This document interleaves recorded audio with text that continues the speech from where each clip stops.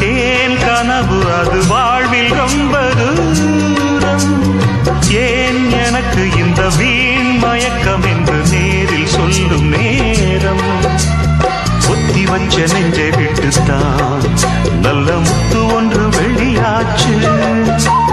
புத்தி கெட்ட சின்ன பிள்ளைக்கு ஒரு உண்மை இன்று தெளிவாச்சு. வானில் வரும் வர்ணங்களே, நிறம் மாறும் எண்ணங்களே, சிவந்து வரும் புதிய நிலாவி, ஒரு இனிய கனாவி, புதிய நிலா